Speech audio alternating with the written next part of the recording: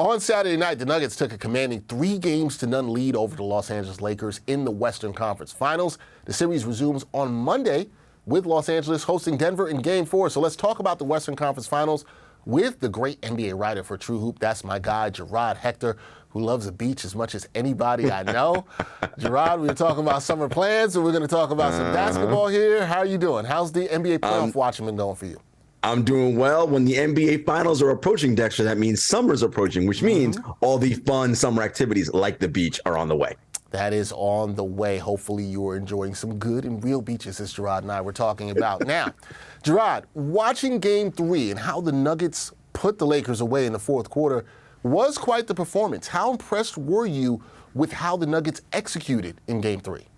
I mean, they were phenomenal, Dexter. They came into Game 3 on the road after winning their first 2 games at home with the mindset of, we're going to be greedy. We want Game 3, and we're going to take Game 3 and put the Lakers on the ropes. And it was excellent. Jamal Murray in the first half carried them, scoring 30 points.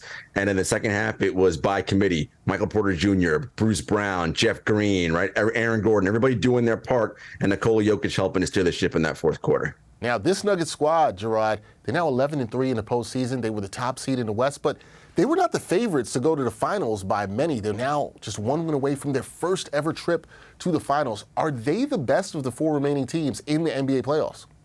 I believe they are, Dexter, and it's because they know who they are. They understand that they have an identity on offense and on defense, and they play to that identity. Everything revolves around their son, which is Nikola Jokic, and everybody plays their part.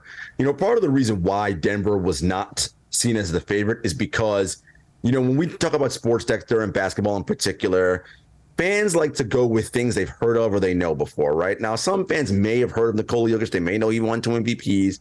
But LeBron James is, I know that name. He's very good. Anthony Davis, I know that name. The Boston Celtics, I know that brand and that team. They've been around forever. But look, man, the Denver Nuggets as a collective, this isn't their first trip to the rodeo, despite what some people might think. They went to the conference finals 3 years ago, excuse me. And so this team, in its iteration, has gone through the playoff wars, and they've been hardened, right, in many of the ways that we're used to seeing teams take their playoff lumps, learn, come back, and get better. And so, no, I'm excited, and I think this is the best team left in the playoffs. All due respect to the Boston Celtics and Miami Heat. All due respect to the Boston Celtics and Miami Heat. Nuggets are the best team left, says Jarod. Now, the Lakers, a brand that many people know. As you said, they are down 3-0. You know we're going to hear the mantra of taking it one game at a time. So the question here is, can LA come back and make this a series, or are they cooked? As the TNT boys like to say, they're going fishing.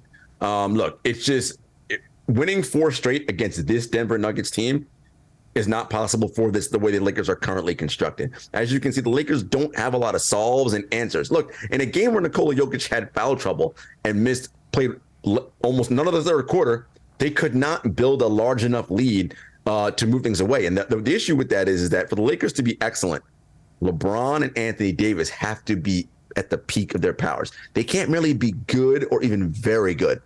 AD has to be elite, and LeBron has to be just under elite, and they're not quite there. And so what the role players are doing doesn't matter. Versus the Nuggets, who have all that continuity, all that different know-how and how to play. Look, it's not just about star players, Dex, as you know, role players, right? Starring in your role, and it's fantastic what Denver's doing. Are you going with a sweep or a gentleman's sweep here? Look, I think the brooms are coming out. I think the Nuggets are like, look, we don't want to mess. Last thing you want to do is mess around and give the Lakers any kind of life. Just don't do it. Like, if you're a mature team serious about winning, when you have a team down 3-0, it's step on neck time. End this so we have 9 days off until we play again for the NBA Finals. All right. Saying there will be a sweep, bring out the broom. Sorry, Laker fans. Now, the last thing for me here, Jarod, I want to talk to you about this because we've had various conversations about this over the years. Roster construction in the NBA. We're seeing 2 teams in the Nuggets and the Heat. They're leading their conference final series. There arguably is as much parity in the association as there has ever been. Do you enjoy seeing, for lack of a better term, anti-super teams like Denver and Miami flourishing this deep into the NBA playoffs? Well, it's so funny, Dexter, because, I mean, we define super teams broadly as a team with 2 or 3 well-known people, right? So, i.e., if a team has Kevin Durant, James Harden, and Kyrie Irving, that's a super team, right? LeBron and AD, that's a super team, right?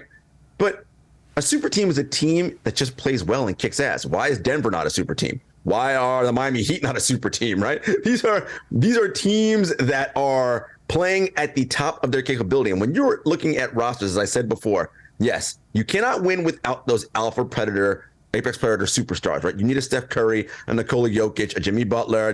You need all those kinds of guys. But they don't win by themselves.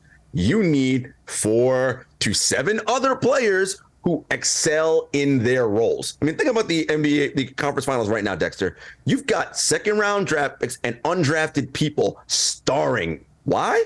Because teams say, oh, you have talent, and we feel like you can star in your role. So, yes, you need a superstar, or else it's a non-starter.